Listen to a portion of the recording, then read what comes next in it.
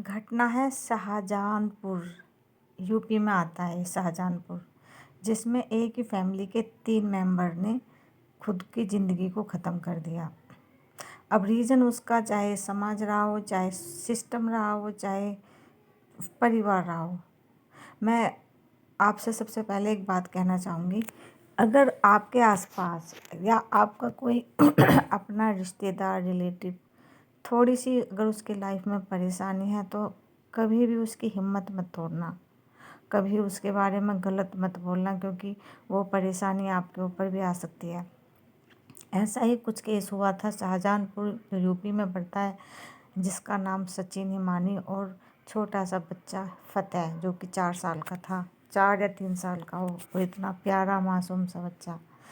इन्होंने लॉकडाउन से पहले अपना बिजनेस शुरू करने के लिए बैंक से 50 लाख का लोन लिया और उसके बाद ही इन्होंने हैंडलूम का काम शुरू करा।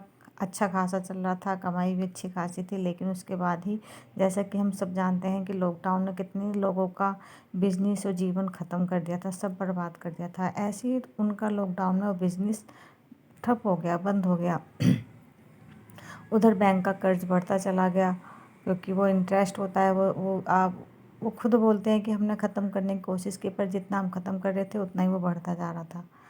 यहाँ तक कि उनके यार दोस्त, रिश्तेदार उनको बदनाम करने का कोई मौका नहीं छोड़ा। क्रेडिट कार्ड वाले अलग टॉर्चर करते, बैंक वाले अलग टॉर्चर करते। मुझे समझ में नहीं आता, जब इंसान बैंक से लोन लेता है, हमारे साथ भी हुआ है ऐसा कि जब हम लोन लेते हैं, उनका फ़ोन एक सपोज़ करो आपकी एक किस्त नहीं गई, एक फ़ोन आता है, इतना टॉर्चर ऐसा होता है। ना तो आप फ़ोन को इग्नोर कर सकते हो, इग्नोर करोगे तो वो घर आएंगे, और घर अगर फ़ोन किया तो इतना टॉर्चर करते हैं वो, इतना टॉर्चर करते हैं, इतना टॉर्चर कि इंसान सुसाइड करने के लिए मजबूर होता है।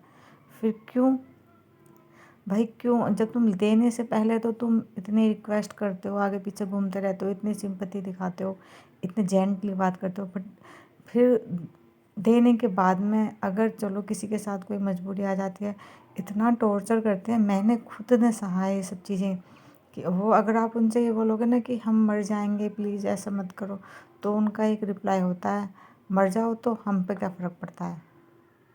तो ऐसा नहीं, ये सिस्टम भी कहीं ना कहीं जिम्मेदार होता है। फिर उसके बाद में उन्होंने दोनों हस्बैंड वाइफ ने पहले अपने 4 साल के बच्चे को कुछ ड्रिंक में मिलाकर चूहे मारने की दवाई, आई थिंक, वो पिलाई उसको। जब तक उसके प्राण निकले नहीं, वो दोनों बैठ कर उसको देखते थे। सोचो क्या बीत रही होगी उन दोनों माँ बापों के ऊपर।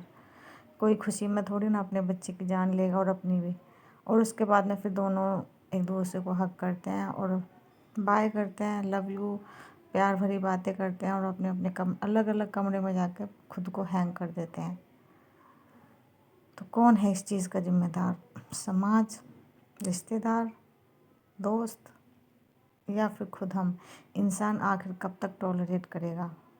हम सबको बोलना इतना आसान हो जाता है कि अरे क्यों किया, लड़ते झगड़ते। भाई हमने भी ये चीज़ें फेस की हैं।